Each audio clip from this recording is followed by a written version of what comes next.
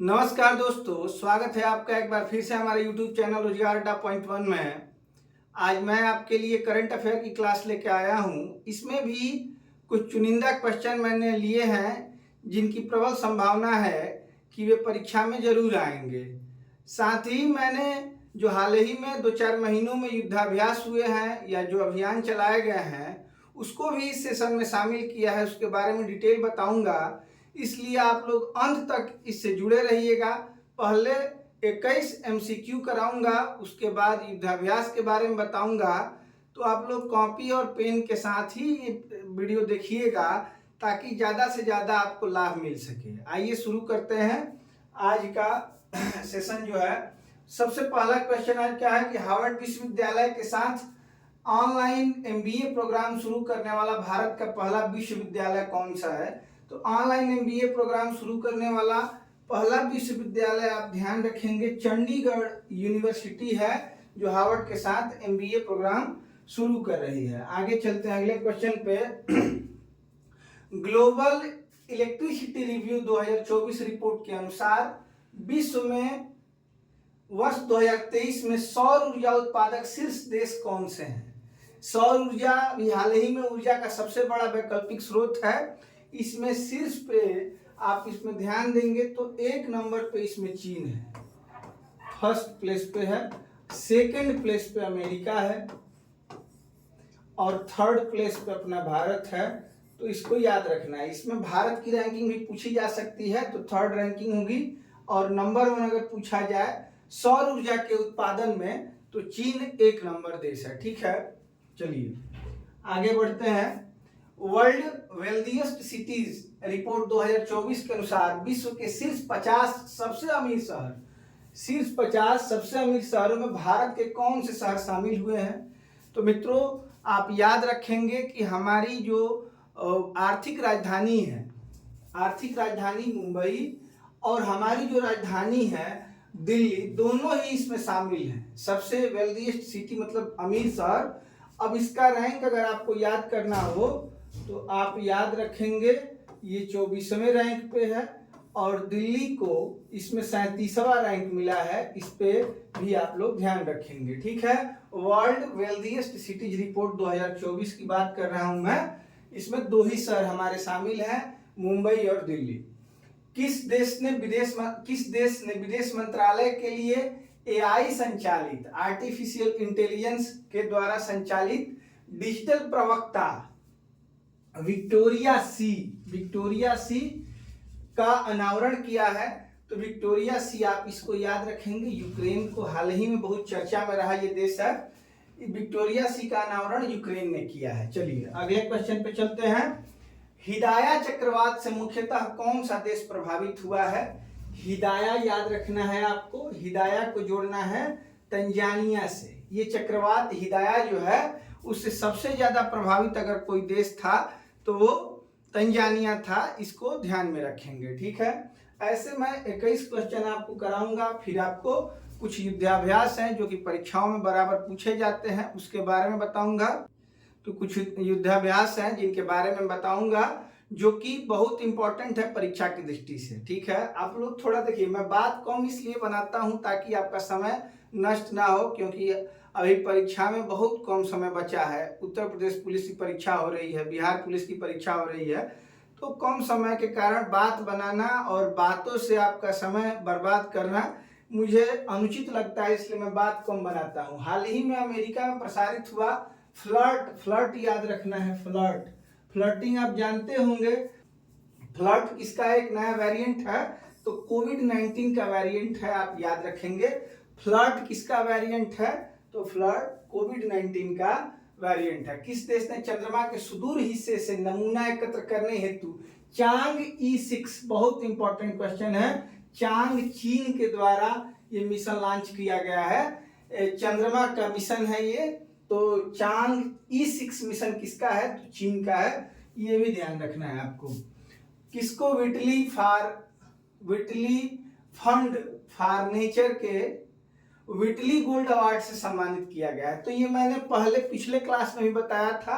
विटली gold पुरस्कार पूर्णिमा वर्मन को, जो कि असम स्टेट से बिलोंग करती हैं, इनको दिया गया है व्हिटली गोल्ड पुरस्कार। आपको ये याद रखना है, पहले भी मैं इसको बता चुका हूं पिछले क्लास में। किस नाम से भारत के पहले स्वदेशी बम वर्षक मानव रहित विमान, बम की वर्षा किससे हो सकती है? देखिए इसमें कहीं यहां आपको दिख रहा होगा फॉरवर्ड करना है, FWD फॉरवर्ड करना है 200 बम, याद रखेंगे फॉरवर्ड 200 बम, FWD 200B, यही हमारा स्वदेशी बम वर्षक है, यही हमारा सही जवाब होगा।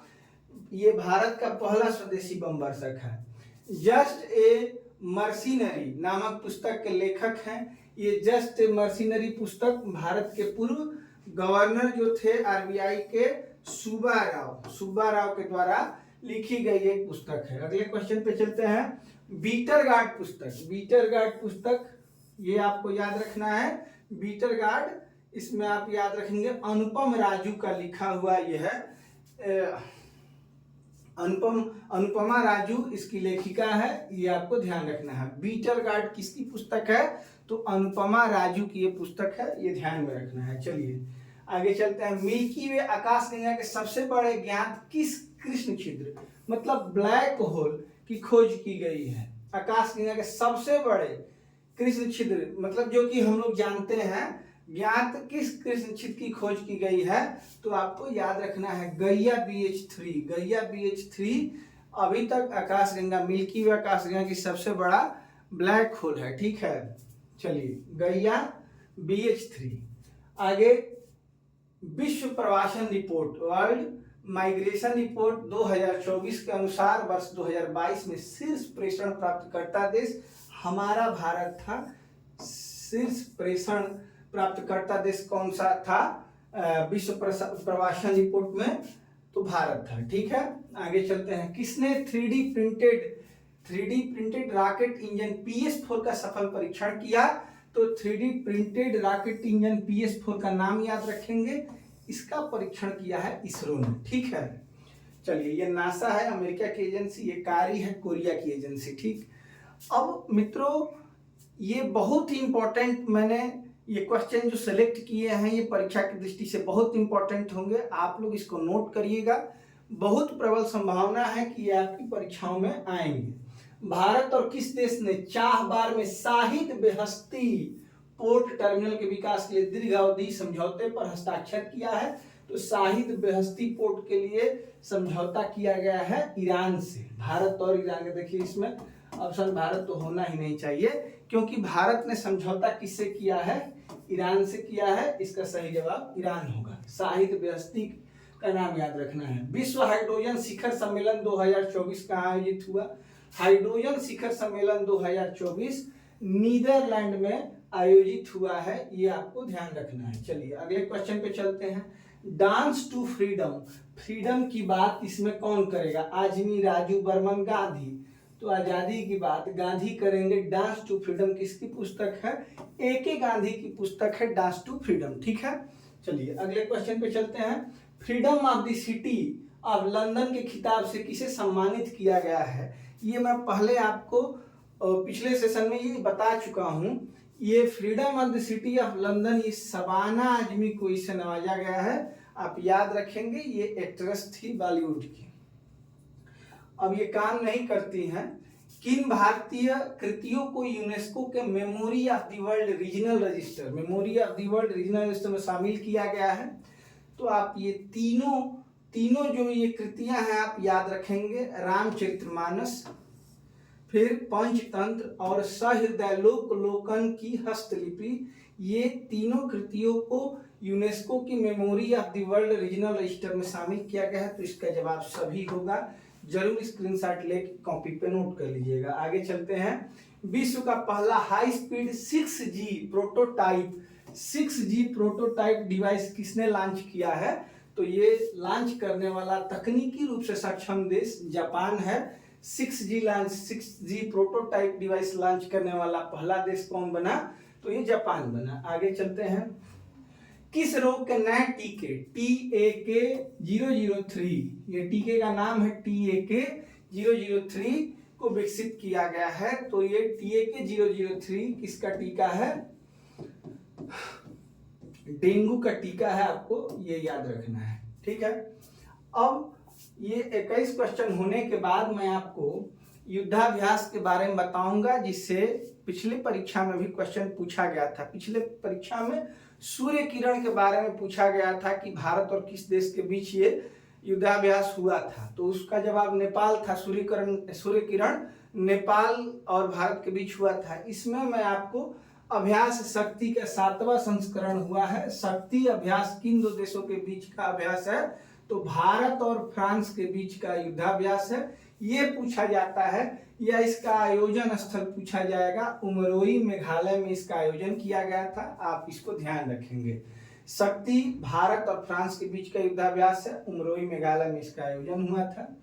आगे अभ्यास तर्कस। तर्कस अभ्यास भारत और अमेरिका के बीच होने वाला युद्धाभ्यास है। इसका आयोजन स्थल कोलकाता है।